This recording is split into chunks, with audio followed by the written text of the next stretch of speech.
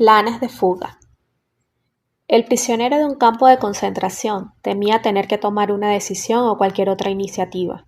Esto era resultado de un sentimiento muy fuerte, que consideraba al destino dueño de uno y creía que bajo ningún concepto se debía influir en él. Estaba además aquella apatía que en buena parte contribuía a los sentimientos del prisionero. A veces era preciso tomar decisiones precipitadas, que sin embargo podía significar la vida o la muerte. El prisionero hubiera preferido dejar que el destino eligiera por él. Este querer zafarse del compromiso se hacía más patente cuando el prisionero debía decidir entre escaparse o no escaparse del campo.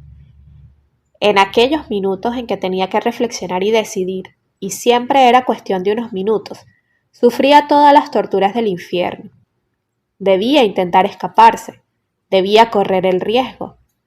También yo experimenté este tormento. Al irse acercando el frente de batalla, tuve la oportunidad de escaparme. Un colega mío que visitaba los barracones fuera del campo cumpliendo sus deberes profesionales, quería evadirse y llevarme con él. Me sacaría de contrabando con el pretexto de que tenía que consultar con un colega acerca de la enfermedad de un paciente que requería el asesoramiento del especialista. Una vez fuera del campo, un miembro del movimiento de resistencia extranjero nos proporcionaría uniformes y alimentos. En el último instante surgieron ciertas dificultades técnicas y tuvimos que regresar al campo una vez más. Aquella oportunidad nos sirvió para surtirnos de algunas provisiones, unas cuantas patatas podridas y hacernos cada uno con una mochila. Entramos en un barracón vacío de la sección de mujeres, donde no había nadie porque éstas habían sido enviadas a otro campo. El barracón estaba en el mayor de los desórdenes. Resultaba obvio que muchas mujeres habían conseguido víveres y se habían escapado. Por todas partes había desperdicios, pajas, alimentos descompuestos y loza rota. Algunos tazones estaban todavía en buen estado y nos hubieran servido de mucho, pero decidimos dejarlos. Sabíamos demasiado bien que, en la última época, en que la situación era cada vez más desesperada, los tazones no solo se utilizaban para comer, sino también como palanganas y orinales. Regía una norma de cumplimiento estrictamente obligatorio, que prohibía tener cualquier tipo de utensilio en el barracón. Pero muchos prisioneros se vieron forzados a incumplir esta regla, en especial los afectados de tifus, que estaban demasiado débiles para salir fuera del chamizo, ni aun ayudándoles. Mientras yo hacía de pantalla, mi amigo entró en el barracón y al poco volvió trayendo una mochila bajo su chaqueta. Dentro había visto otra que yo tenía que coger, así que cambiamos los puestos y entré yo. Al escarbar entre la basura buscando la mochila y si podía un cepillo de dientes, vi de pronto entre tantas cosas abandonadas el cadáver de una mujer. Volví corriendo a mi barracón y reuní todas mis posesiones, mi cuenco, un par de mitones rotos, heredados de un paciente muerto de tifus, y unos cuantos recortes de papel con signos taquigráficos, en los que, como ya he mencionado antes, había empezado a reconstruir el manuscrito que perdí en Auschwitz. Pasé una última visita rápida a todos mis pacientes, que, hacinados, yacían sobre tablones podridos a ambos lados del barracón. Me acerqué a un paisano mío, ya casi medio muerto, y cuya vida yo me empeñaba en salvar a pesar de su situación. Tenía que guardar secreto sobre mi intención de escapar, pero mi camarada pareció adivinar que algo iba mal. Tal vez yo estaba un poco nervioso. Con la voz cansada me preguntó: ¿te vas tú también? Yo lo negué, pero me resultaba muy difícil evitar su triste mirada. Tras mi ronda volví a verle, y otra vez sentí su mirada desesperada, y sentí como una especie de acusación. Y se agudizó en mí la desagradable sensación que me oprimía desde el mismo momento en que le dije a mi amigo que me escaparía con él. De pronto decidí, por una vez, mandar en mi destino. Salí corriendo del barracón y le dije a mi amigo que no podía irme con él. Tan pronto como le dije que había tomado la resolución de quedarme con mis pacientes, aquel sentimiento de desdicha me abandonó. No sabía lo que me traerían los días sucesivos, pero yo había ganado una paz interior como nunca antes había experimentado. Volví al barracón, me senté en los tablones a los pies de mi paisano y traté de consolarle. Después charlé con los demás intentando calmarlos en su delirio. Y llegó el último día que pasamos en el campo. Según se acercaba el frente, los transportes se habían ido llevando a casi todos los prisioneros a otros campos. Las autoridades, los capos y los cocineros se habían esfumado. Aquel día se dio la orden de que el campo iba a ser totalmente evacuado al atardecer. Incluso los pocos prisioneros que quedaban, los enfermos, unos cuantos médicos y algunos enfermeros, tendrían que marcharse. Por la noche había que prenderle fuego al campo. Por la tarde aún no habían aparecido los camiones que vendrían a recoger a los enfermos. Todo lo contrario. De pronto se cerraron las puertas del campo y se empezó a ejercer una vigilancia estrecha sobre la alambrada para evitar cualquier intento de fuga. Parecía como si hubieran condenado a los prisioneros que quedaban a quemarse con el campo.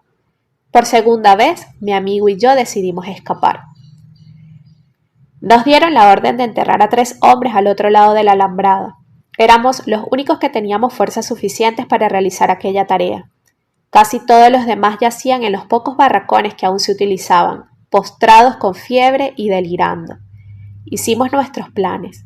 Cuando lleváramos el primer cadáver sacaríamos la mochila de mi amigo ocultándola en la vieja tina de ropa sucia que hacía las veces de ataúd. Con el segundo cadáver llevaríamos mi mochila del mismo modo y en el tercer viaje trataríamos de evadirnos. Los 2 primeros viajes los hicimos según lo acordado. Cuando regresamos, esperé a que mi amigo buscara un trozo de pan para poder comer algo los días que pasáramos en los bosques. Esperé.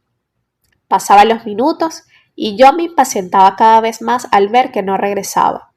Después de 3 años de reclusión, me imaginaba con gozo cómo sería la libertad. Pensaba en lo maravilloso que sería correr en dirección al frente. Más tarde supe lo peligroso que hubiera sido semejante acción. Pero no llegamos tan lejos. En el momento en que mi amigo regresaba, la verja del campo se abrió de pronto y un camión espléndido de color aluminio y con grandes cruces rojas pintadas entró despacio hasta la explanada donde formábamos. En él venía un delegado de la Cruz Roja de Ginebra y el campo y los últimos internados quedaron bajo su protección. El delegado se alojaba en una granja vecina para estar cerca del campo en todo momento y acudir enseguida en caso de emergencia. ¿Quién pensaba ya en evadirse?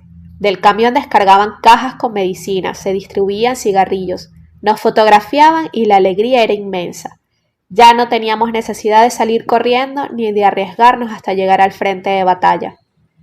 En nuestra excitación habíamos olvidado el tercer cadáver, así que lo sacamos afuera y lo dejamos caer en la estrecha fosa que habíamos cavado para los 3 cuerpos.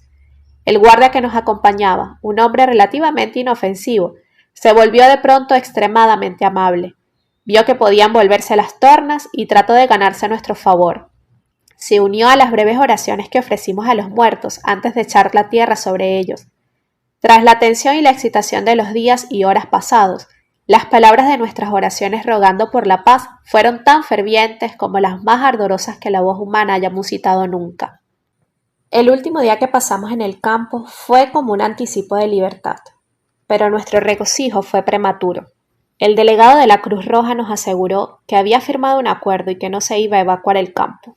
Sin embargo, aquella noche llegaron los camiones de las SS trayendo orden de despejar el campo. Los últimos prisioneros que quedaban serían enviados a un campo central, desde donde se les remitiría a Suiza en 48 horas para canjearlos por prisioneros de guerra. Apenas podíamos reconocer a los SS, de tan amables como se mostraban intentando persuadirnos para que entráramos en los camiones sin miedo y asegurándonos que podíamos felicitarnos por nuestra buena suerte. Los que todavía tenían fuerza se amontonaron en los camiones y a los que estaban seriamente enfermos o muy débiles les izaban con dificultad. Mi amigo y yo, que ya no escondíamos nuestras mochilas, estábamos en el último grupo y de él eligieron a 13 para la última expedición. El médico jefe contó el número preciso, pero nosotros 2 no estábamos entre ellos. Los 13 subieron al camión y nosotros tuvimos que quedarnos. Sorprendidos, desilusionados y enfadados, increpamos al doctor, que se excusó diciendo que estaba muy fatigado y se había distraído. Aseguró que había creído que todavía teníamos intención de evadirnos. Nos sentamos impacientes con nuestras mochilas a la espalda y esperamos con el resto de los prisioneros a que viniera un último camión. Fue una larga espera. Finalmente, nos echamos sobre los colchones del cuarto de guardia, ahora desierto, exhaustos por la excitación de las últimas horas y días, durante las cuales habíamos fluctuado continuamente entre la esperanza y la desesperación. Dormimos con la ropa y los zapatos puestos, listos para el viaje. El estruendo de los rifles y cañones nos despertó. Los fogonazos de las bengalas y los disparos de fusil iluminaban el barracón. El médico jefe se precipitó dentro, ordenándonos que nos echáramos a tierra. Un prisionero saltó sobre mi estómago desde la litera que quedaba encima de la mía con zapatos y todo. Vaya si me despertó. Entonces nos dimos cuenta de lo que sucedía. La línea de fuego había llegado hasta nosotros. Amenguó el tiroteo y empezó a amanecer. Allá afuera en el mástil junto a la verja del campo, una bandera blanca flotaba al viento. Hasta muchas semanas después no nos enteramos de que durante aquellas horas el destino había jugado con los pocos prisioneros que quedábamos en el campo. Otra vez más pudimos comprobar cuán inciertas podían ser las decisiones humanas, especialmente en lo que se refiere a las cosas de la vida y la muerte. Ante mí tenía las fotografías que se habían tomado en un pequeño campo cercano al nuestro. Nuestros amigos que pensaron viajar hacia la libertad aquella noche, transportados en los camiones, fueron encerrados en los barracones y seguidamente murieron abrazados. Sus cuerpos, parcialmente carbonizados, eran perfectamente reconocibles en la fotografía. Yo pensé de nuevo en el cuento de muerte en Teherán.